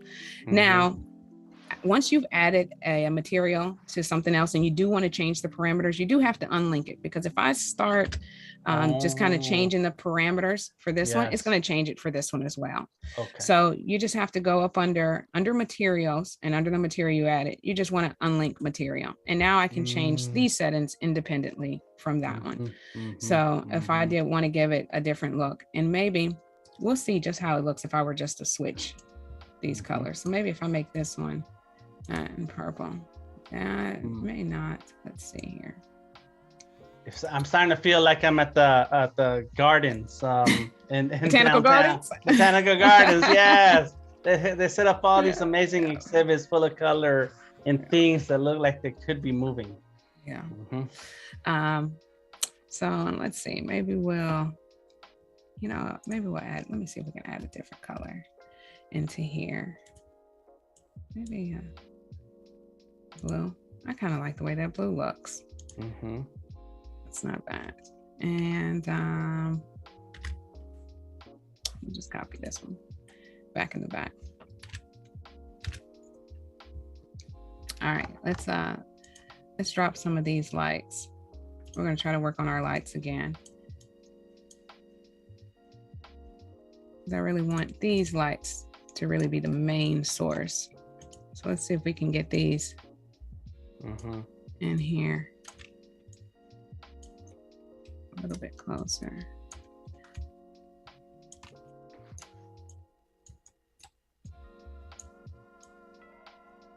Looking good. For those of you who are just joining us, Jaz Da Artist is creating a scene in Stager. If you're watching this on YouTube, please join us at behance.net/Adobe Live, where you can join us in the chat, ask questions, leave comments, suggestions, and get to know everybody else leaving comments in the chat. They're talking about their computer systems.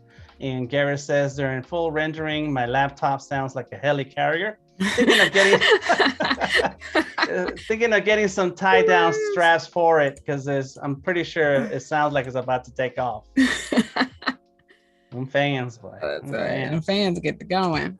Yeah. All right. So what we're gonna do, we're just gonna duplicate some of these area lights, so we can make the lights a little bit more intense. And I don't know how this is. There you go. Freestyling a little bit over here. Yeah. And that's what you gotta do. You just gotta see how certain things kind of work together. Yes. And keep playing around with it. Let's see. I don't know if I want him to be that dark. I kind of like the way that looks. Yes. And then again, taking it over into Photoshop, it just adds that little touch to it. Once you get it in there. And it's only really 3 things I do in Photoshop. I always do a brightness and contrast and play with that just a little bit. I'll adjust the levels just a little bit and then throw a hue and saturation layer on it. And that's only because I like to take that slider of the hue and just go to the left and see, how would this look in different color combinations real quick. Right. Just to see and possibly bump up the saturation. But those are normally just the 2 things. No, and I will say this. I do like to add a color lookup and go through those, and that has really made a difference with some of the things that I've created. Okay. I forgot about those lookup lookup channels or lookup tables. What is it? Or maybe it's just called color lookups. LUTs. They're LUTs, right? LUT. Yeah. Yeah. Yes. They're just color lookups. I almost forgot about those. All right. I feel like I might want to. I feel like I kind of want like some hint of green coming up from this corner. I don't know if I really like. I'm gonna move this over a little bit. All the colors. See what happened? Didn't I say limited color palette? I did say that when I started. Now we got yellow, we got green. My struggle. It's my struggle. Let me turn this off a little bit. We're gonna go ahead and add another light. We're going crazy now. I'm gonna duplicate that. And then I gotta remember to save. Yes, that's right. Cody Bear says, looks awesome. Looking good. I like it. Please, everyone, stay tuned for the XD Creative Challenge with Ruben Cespedes immediately following to this stream right now. So there's plenty more for you to have fun with Adobe. All right. While that's loading, while we wait, we hydrate. There you go. That's right.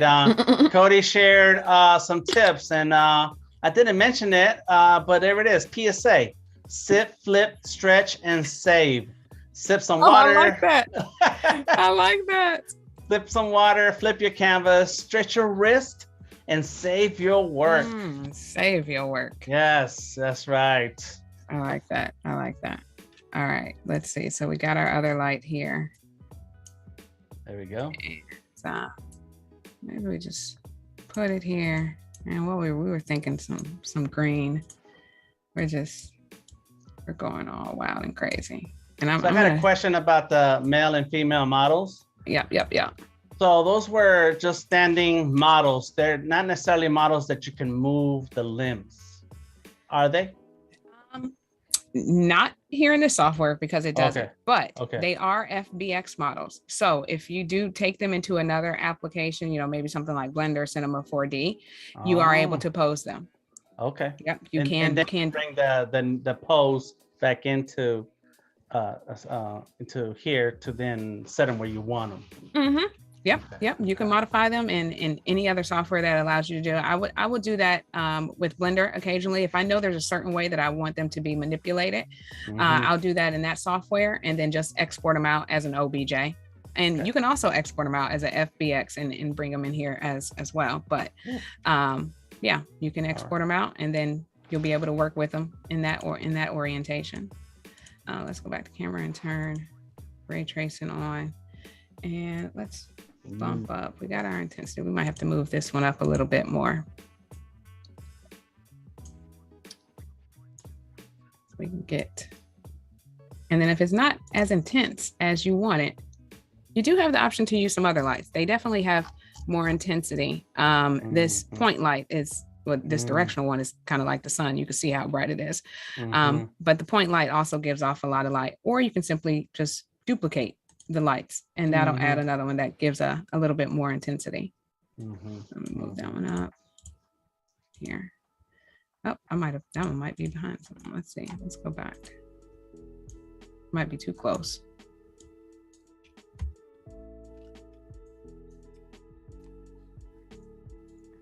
All right, we're getting a little bit of that green in there. All righty, so next, I'm gonna play with the environment light just to maybe give it a little bit more light. And then we're going to render it out and see what we can do in Photoshop just to give it a little bit more pop and play with it. All right. And oh no, we need to put a material on this. I don't want that lady looking like that with that default material on there. Why didn't nobody tell us that? Nobody in the chat told us. Because we got time. We put this on this lady so she wouldn't be indecent, and we forgot to put a color on it. Now the struggle. Now I got to figure out what color that's supposed to be. I do think that I'm going to use this gloss paint. Because that's just another one that I really like. And then we just kind of figure out the color that we want to use. Let me go back to camera and put on the ray tracing. And we'll play around with some. I don't think I want yellow. No blue. Oh, that purple's not bad. It's kind of sticking around the same thing we've been doing, not getting too too crazy. Yeah, subtle. Yeah, let me bring this back a little bit. It's kind of intersecting with that. That's not bad. And let's see how these bubbles, because they are supposed to be bubbles. We did put glass on them, but we do have this water. This water works really nice too, to give it kind of a little bubble look. So let's see what type of effect that kind of has on it. And I can see how that kind of gives it that little bubble. It definitely has a different look than the glass. It reflects a little bit differently. And let's kind of move some of these bubbles up. And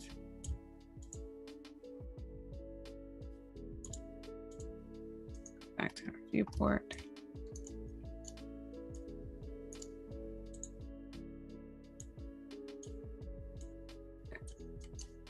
And back in.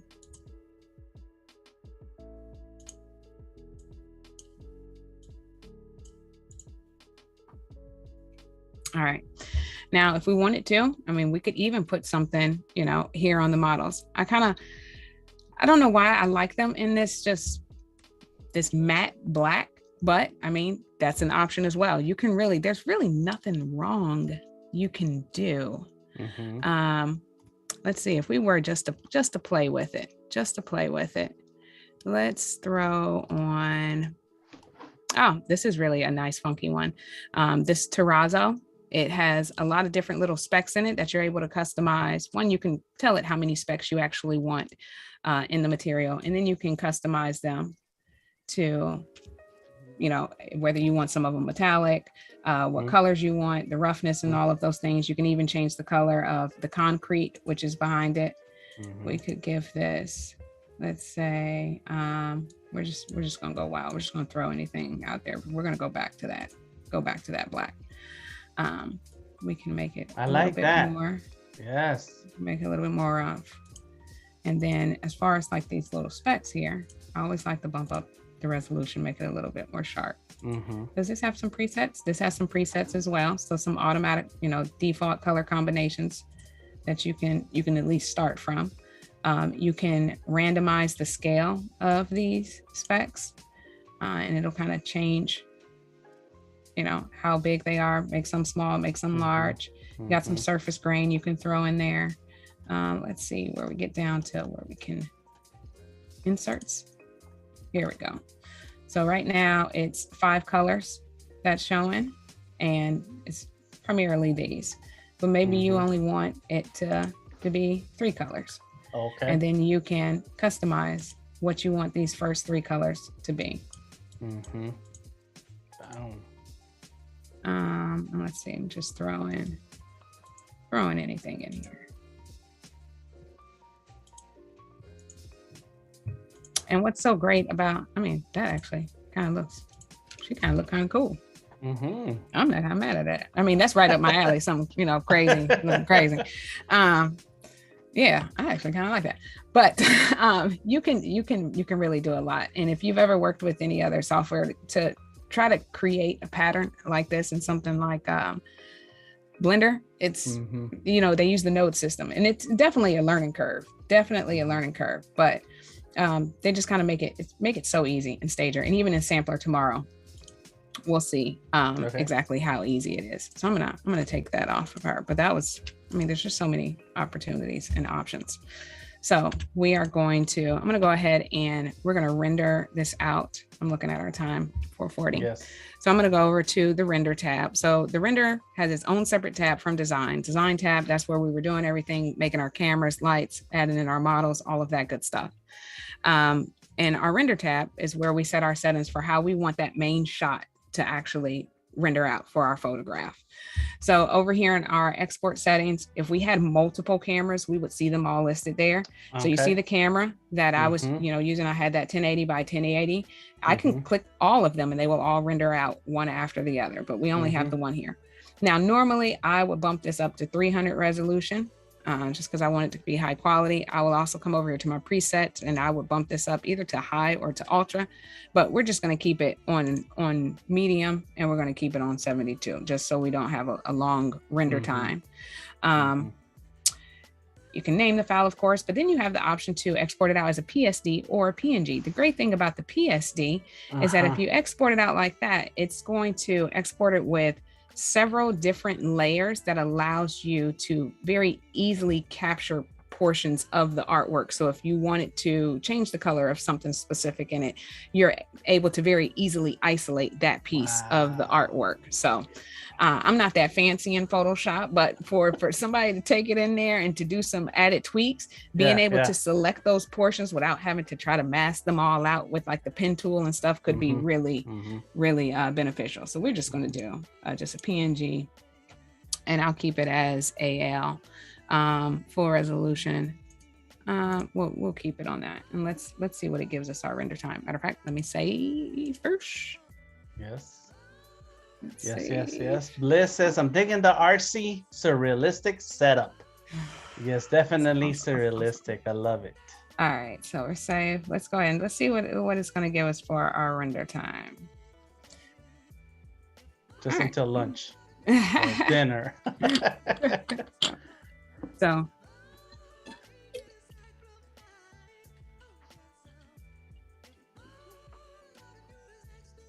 and so while that is rendering, I'm going to kind of let that do its thing. I'm going to pull up a image. And that was going to be one of my questions about the PSD files, because you said that you hop onto Photoshop to do some extras and with textures and so on. And I was wondering about that. Do we get the flat image or do we get the layers? And so now that you mentioned it, I like that idea of exporting as a PSD. So then, like you said, I don't have to sit there and crop things out. And yes, makes it real easy to isolate certain things, and you know, you can add a different background, all of that stuff. Very helpful. So let's see, we're about 46 seconds. So here's initially the image, and you see you can see how the light is kind of hidden off. And this was, you know, kind of, again, taking it over into Photoshop, really making those colors a lot more intense. We added some additional things in this one. But that's how kind of it initially came out there. Let's see. Should I show a preview of what we're going to do tomorrow, or keep the folks in suspense?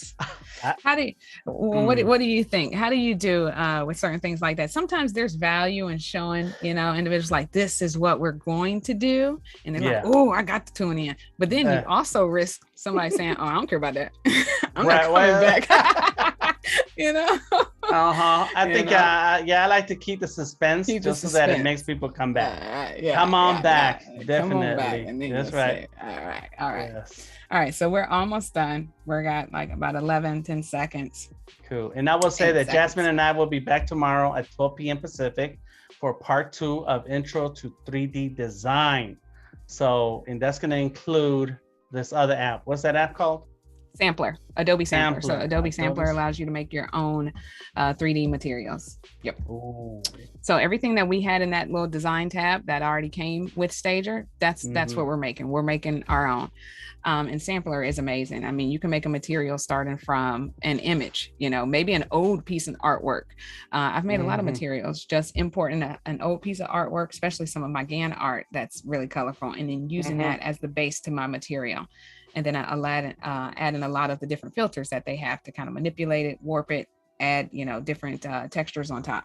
All right. I like what you said, Gann art. That's awesome. Yes. You pull from everywhere. That's good. I can't sit still. I'm always into something. I don't know if it's a good thing or a bad thing, but it is what it is. It's a good thing. All righty. So we're going to go ahead and open up.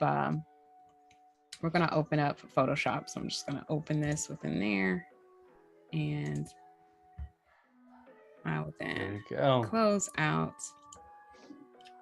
Do you want to save? Sure. Let me go ahead and save it just one more time. One more time.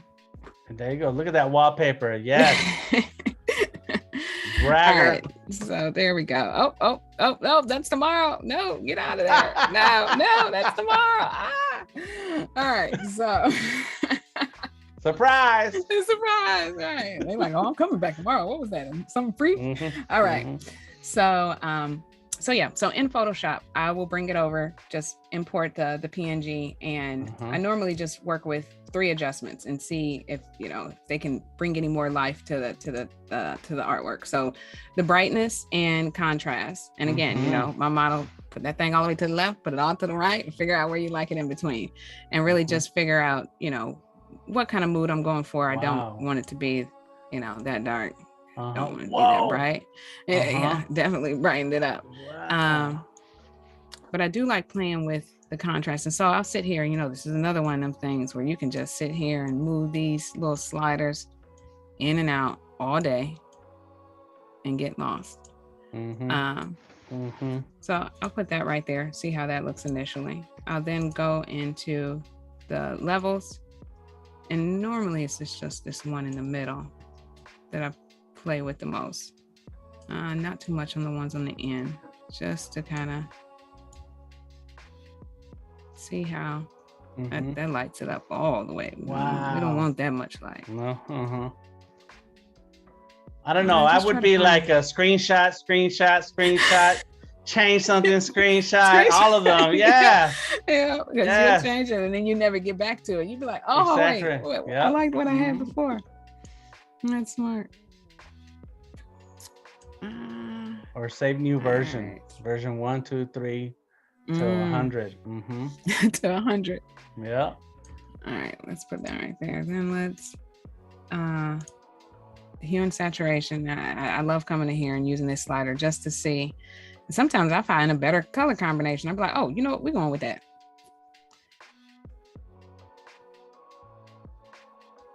Yeah. Or I'll even look, and this is where the PSD really comes into handy. If you export it out like that, you know, for instance, these little tendrils that we have down here at the bottom, I really like that you know, yellow color. I wish I would have figured that out when I was in Stager. But if I had the PSD, I could easily be able to isolate those. I mean, of course, I can take the selection tool and try to, you know, bring it around it in order to select it. But that PSD and having those flat images would have just made it a lot easier. So, you know, there's almost really no reason not to export it out as PSD, because I'm going to bring it into Photoshop anyway. And if I don't use the flat layers, then they're just there. So, but I always like to come in here and just move the hue slider just to see if there's any other color combinations that I feel look really nice.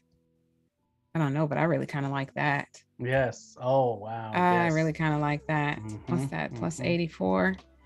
And then I got to remember what the number is so I can come back to it. Do you ever write them down? Do you have a notebook and sometimes you write down some notes like that so that you can always find that spot? What I will do is kind of like just what you said. If I like 84, I'll go ahead and I will name this. That's when I'll name a layer. I'll name that one 84. I'll name that one 84. And then I'll just add another hue saturation, turn this one off, and then see if there's another one. But yeah, I really kind of like that one. If I see things like this, now these, you know, the little lights here, I don't really care for the reflection. And I could have moved that away in my scene in order to make sure that they didn't come across. I didn't do that, but here in Photoshop, this is something I would just kind of correct. Now, again, I'm not a Photoshop whiz, so probably the method in which I would use to take this out would probably not be the method that other folks are using. I'm sure there's an easier way, because I would go in super manual with a soft brush and bring the flow down, and I'll sit here and just keep doing like this until it gets out of there. So, all right, got that. I really do like this color combination. And then I'll throw, let's see, go through these color lookups. Because these will add sometimes some nice variation to the piece. That's really nice as well. Very cool. Xavier is asking, does it render out passes or layers? And since we are in Photoshop, I'm not sure exactly if that had to do with Stager. Does it render out passes or layers? Does that sound familiar to you? I don't know how to accurately answer that. Okay. I don't. Ask the question again, Xavier. In layers. I mean, yeah, I don't know.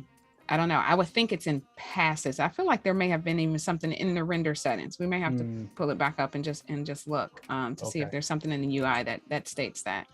I really like this candlelight cube. It just kind of muted it a little bit. And I think, oh no, it's not the candlelight cube. What is it? No, not that one. That's a little too warm. Oh, see, now this is it was the drop blue. That is really nice.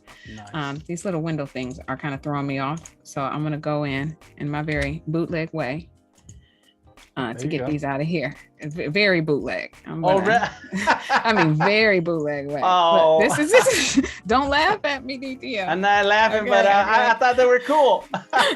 Oh, you like them? You like the window reflections? The little windows, yeah. I don't know. I like that. Okay, they gotta go. And again, like I said, this is probably not the best. Somebody probably in the chat is like, use content aware field or something. Nah, those we just. There is there's a few tools here, especially once you make a selection and bam, I forget the names, but there we go. Sure. All right, look, can you see it? Is it like it's still there? Oh yeah. Oh, you can't see it? I can see it. So it's not faded well. No, and that's okay because I'm sure that you can take your time and do it better. And which brings up another question for me is, you know, I'm looking at a monitor now. If I look at a different monitor, the colors are going to be a little different. If I look on my iPad versus my Mac. So, you know, what kind of monitor are you working with that is helping you see these colors as cleanly as possible? That probably does make a big difference too. What type? Oh, somebody said stamp tool. Stamp tool would have been yes. Yes, stamp tool. Who was that? Who said that? Shout out to Xavier. Yes. I feel like that kind of looks good. That's still, you can still see it. No, that's cool. You see the different color. That's all. That's all. All right. My skill in Photoshop is meager. All right. But I do like coming in here and looking at these. That's another one. I don't know if I just got a weird taste, but I really like the way that looks. Yeah. So I will play around with these and then. Oh wow! All of those are great. Yeah, they're not bad. They all give it a kind of a different feel. That's a kind of a cover right there. Bam. Let's see. I know this horror blue. Oh, that's nice. That's nice as well. Let's see what this the muted tones give it a nice different look. Horror blue. Okay, sometimes horror blue works, sometimes it doesn't. This is one that I do like, but not on every piece does it give great results. Right. Ooh, that's sultry. Look at that. Yes. I think that the first one up there was a really nice one. I think it was close to that candlelight. I think that's the one we're gonna go with. Crisp Winter. Was it Crisp Winter or Crisp Warm? Nope, not that one. Drop Blues. That's what it was. Okay, so we're gonna stick with the Drop Blues. And then last thing, I kind of been a fan for grain. Oh, I'm gonna need your help, or someone's help in the chat. What is the combination of keys that allows me to create a copy of these, merge them all together as its own copy at the top? Photoshop people. It's like Control Shift Alt I. Something. It's a heck of a combination. It's not that. It's a combination that will lump all those layers together and still. Lump them all together and give it to me separate up here. Shift. I would just copy them all. Hey, I like your style. There we select go. all. Yep. Select that's them what and then Control J. Yeah, and boom, that's and it. Then merge. There we go. There you go. Yeah. All right, awesome. Oh, somebody said Command Shift E. Okay, so let's see. That would be Control. So let's see here. So I'm on a window. So I'm thinking that's Control Shift E. Oh no, that took everything. Okay, that was everything. Command Shift Option E. So Control Shift Alt E. Let's try that. I see. And Blizzard says you need to first add a layer. Okay, good. Very nice. That was it. Okay. Phew. I gotta write that down. I'm deep into Illustrator. Photoshop is like, some things escape me until I'm there doing it. Oh, that's right. Yeah, Illustrator is your jam, and and Fresco. That's right. So then the last thing is I'll come in and I will add a little bit of grain using the noise, and just a hint, just a subtle hint, not much at all. I kind of like that. I kind of like the way that looks. And ta-da! That's nice. What we got. That's what we got. And I mean, we could have went, a little bit more crazy, or we could have put some more, materials on them. We could have added some more objects and things like that.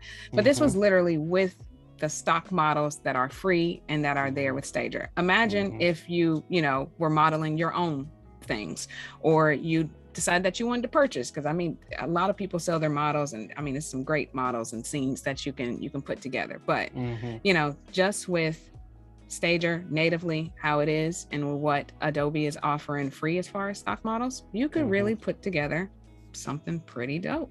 So nice. That's what we did, and we're going to be doing the same thing tomorrow. putting together another scene using those models. So super, super, super dope. Thank you very much, Jaz Da Artist. Everybody give Jaz Da Artist a hand. Show your appreciation here in the chat. And I was gonna say, so when you want to get rid of those that highlight that you covered over, my way, I just had to pull up Photoshop to remember. I make a selection and then I go to fill and content aware. And then what happens is that Photoshop itself, so you're gonna have to make a selection. Yep. Boom, boom, boom. Bam. And yep. And then we're gonna go to edit and fill. I think it's edit, fill. Yep. And one. then which one? Fill or this one? No, fill. Okay. Oh, you can. I guess that's it. And then make select content aware. Okay. And let's see. Hit OK. Okay, so I see what it is. Bring in this little. I might have not. My selection was a little janky. I see what my selection was a little janky, but I get the premise. If I would have made it a little sharper, it was just taking. So I guess it's taking the pixels from around and filling it in. Okay. So the more careful you are, the better it's going to be. But all of that's one cool thing about Photoshop and Illustrator is that they've been around for so long. There's like 5 ways to do the same thing. And it depends on who you are that it's going to matter. Yeah. So yes. All right. Thank you everybody for having us. Adobe Live will be back tomorrow at 8:30 Pacific with the Creative Cloud Express stream to start your morning. Tune in with Julia Vaca on Adobe Live as she uses the app to make an Etsy banner. Jasmyn and I will be back tomorrow at 12 o'clock Pacific time for part 2 of Intro to 3D Design. Stay tuned for the XD Creative Challenge with Ruben Cespedes immediately following this stream. Have a good day, everyone. All right. See you, everyone. See you tomorrow.